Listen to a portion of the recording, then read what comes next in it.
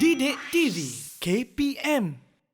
Okey, bahagian B, bahagian yang pelajar takut, murid-murid takut. Kenapa, Ria? Sebab soalannya adalah berstruktur. Betul. Berstruktur ni kalaulah soalan A pelajar tak dapat jawab ataupun jawapan salah, maka yang kedua pun salah juga. Itu yang risau dan markahnya sangat banyak. Okey, kita pergi tanpa membuang masa, kita pergi pada satu contoh bentuk soalan. Okey, murid-murid boleh lihat kat sini. Contoh yang pertama, cikgu ambil satu contoh soalan insurans permotoran. Okey. Yang pertama, soalan Amanda, seorang pegawai bank di Miri, Sarawak, ingin mendapatkan perlindungan insurans bagi keretanya yang telah tamat tempoh perlindungan. Insurans pemotoran yang pertama, murid-murid kena tahu lokasi. Sama ada dua tempat, sama ada di Sabah, Sarawak ataupun di Semenanjung, Malaysia. Yang kedua, murid-murid kena kenal pasti kapasiti enjin kenderaan tersebut. Kalau di sini diberi adalah 2050 cc enjin. Yang ketiga adalah apakah polisi yang ingin diberi ataupun diambil oleh seseorang daripada soalan tersebut. Contoh di sini, soalan menghendaki kita menghitung ketiga-tiga jenis polisi dalam insurans motor. Okey, jadi di sini kita ada beberapa maklumat yang sangat penting yang murid-murid kena tahu. Yang pertama, lokasinya berada di Sarawak. Okey, yang kedua, cc enjinnya adalah 2050 cc. Dan yang ketiga adalah nilai perlindungan ataupun insurans yang ingin diambil adalah RM64,000. Dan yang ketiga, NCD adalah 20%. Okey, bagaimanakah cara untuk kita menghitung setiap premium bayaran bagi polisi yang diminta? Okey, yang pertama bagi kiraan polisi komprehensif.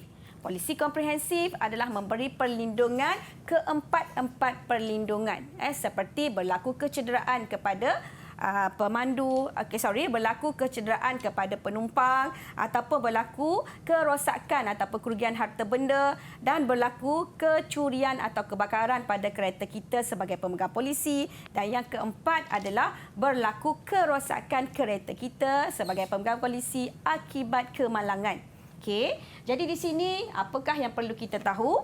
Dalam jadual yang diberi, jadual anak-anak ataupun murid-murid tak perlu hafal sebab dia akan bagi.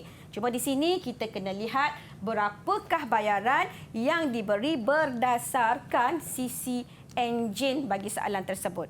Contoh dalam kes tadi, cc enjin yang diberi adalah 2050 cc dan polisi yang ingin diambil adalah polisi komprehensif. Jadi di sini kita mesti rujuk jadual yang diberi. Yang mana untuk 1,000 yang pertama bayarannya adalah RM243.90. Manakala untuk bahagian insurans yang seterusnya adalah RM63,000 berikutnya akan dikenakan dengan formula pengiraan. Bagaimana cara nak mengiranya adalah berapakah baki insurans tadi. Contoh dalam soalan ini, kita lihat dia nak ambil insurans tadi ataupun perlindungan sebanyak RM64,000. Untuk 1,000 yang pertama, dia telah dikenakan bayaran sebanyak RM243.90. Manakala untuk RM63,000 berikutnya, kerana RM64,000 ditolak dengan RM1,000, maka baki yang tinggal adalah RM63,000 dibahagikan dengan RM1,000. Kenapa? Sebab kadar yang akan dikenakan tadi adalah berdasarkan setiap 1,000 nilai insurans.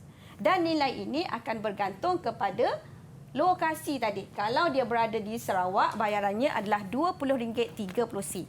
Manakala kalau dia berada di Semenanjung, Malaysia, bayarannya adalah sebanyak RM26 untuk setiap 1,000 nilai insurans. Jadi di sini bayarannya berbeza mengikut tempat. Jadi berapakah bayaran yang dikenakan untuk polisi komprehensif? Bayarannya adalah RM1,278.90. Kalau dalam soalan tadi ada NCD. NCD ini adalah diskaun ataupun potongan yang diberikan kerana seseorang pemegang polisi tidak pernah membuat tuntutan sepanjang perlindungan tersebut. Jadi kalau dalam soalan ada diberi NCD, maka Amanda layak untuk mendapat potongan daripada premium asas dia tadi. Iaitu premium asas adalah RM1,522.80 ditolak dengan NCD sebanyak 20%. Jadi di sini kita boleh kira dulu berapakah bayaran ataupun diskaun yang diberikan. 20% didarab dengan RM1,522.80, maka kita mendapat diskaun sebanyak RM304.56.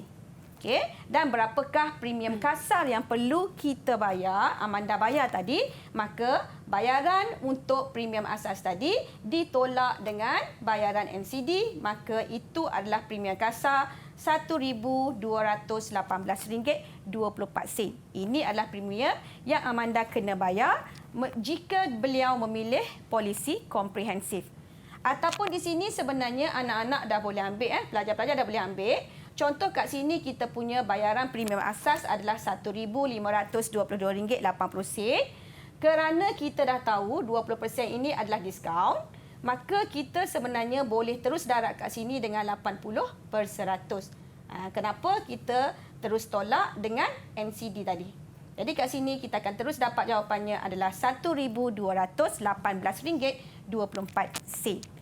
Itu adalah kadar yang dikenakan jika Amanda ingin mengambil polisi komprehensif. Bagaimana jika Amanda, markah yang diperuntukkan adalah 4 markah. Bagaimana jika Amanda ingin mengambil polisi pihak ketiga, kebakaran dan kecurian? Kalau tadi polisi komprehensif, sekarang pihak ketiga, kebakaran dan kecurian. Yang pertama, murid-murid mesti tahu untuk polisi ini, dia hanya melindungi 3 daripada 4 perlindungan. Yang mana jika berlaku kerosakan kereta akibat kemalangan, pemegang polisi tak boleh nak membuat tuntutan. Tuntutan hanya boleh dibuat jika berlaku kebakaran dan kecurian sahaja. Jadi, kerana perlindungan ini hanya memberi perlindungan 3 daripada 4, maka bayarannya hanya 75% daripada bayaran premium asas polisi komprehensif. Dia lebih murah. Dalam kata lain, kalau yang komprehensif kena bayar RM1,000, yang kecurian dan kebakaran kena bayar hanya RM750 sahaja. Lebih murah kerana perlindungannya hanya 3 daripada 4.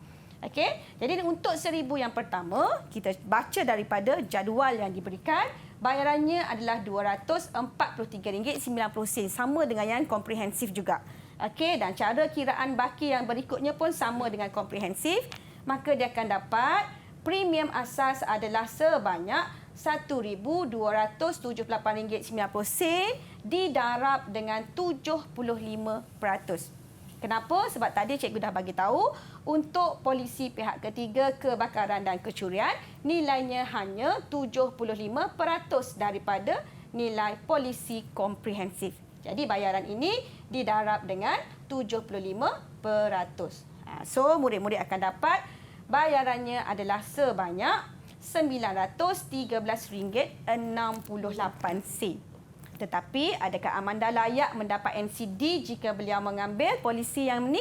Juga boleh, tak ada masalah. So, bila NCD diberi sebanyak 20%, Amanda tetap dapat potongan 20% daripada kadar yang diberi ini, maka Amanda dapat potongan sebanyak RM182.74. Dan berapakah premium kasar? Maka murid-murid tolakkan sahaja bayaran yang sepatutnya tadi dengan RM182.74. So, di sini kita akan dapat baki ataupun premium kasarnya adalah sebanyak RM730.94.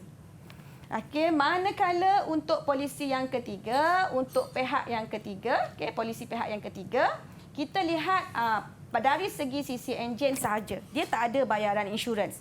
Untuk polisi pihak ketiga, terus lihat sisi enjin. Dan bayarannya adalah RM85.20. Jadi, dia juga adalah layak untuk mendapat NCD sebanyak 20%. Berapakah bayaran yang akan dikenakan? Tolak dengan NCD, maka bayaran yang dikenakan adalah sebanyak RM68.16 sahaja. Jadi, berdasarkan pengiraan yang cikgu tunjukkan, kita dapati polisi komprehensif adalah polisi yang paling menyeluruh dan memperuntukkan bayaran yang agak mahal. Okey. Kita pergi lagi kepada soalan yang seterusnya adalah melibatkan percukaian. Okey. Melibatkan percukaian, yang pertama kita mesti tahu pengiraan bagaimana nak mengira berapakah pendapatan yang boleh dikenakan cukai oleh seseorang tersebut. Selepas kira berapakah pendapatan yang boleh dikenakan cukai, yang kedua kita akan kira berapa bayaran cukai yang akan dikenakan.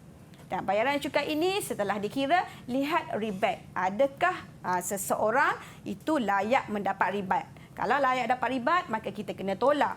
Dua keadaan yang akan diberi rebate adalah yang pertama, zakat.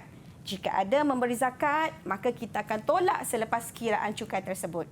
Yang kedua, bagi seseorang individu yang pendapatannya tidak melebihi RM35,000 setahun, maka beliau dapat ataupun layak mendapat rebate sebanyak RM400.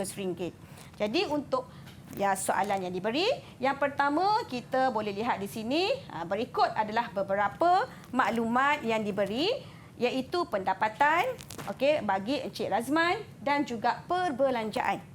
Pendapatan yang pertama murid-murid kena tahu, yang dikira sebagai pendapatan bercukai adalah semua wang masuk.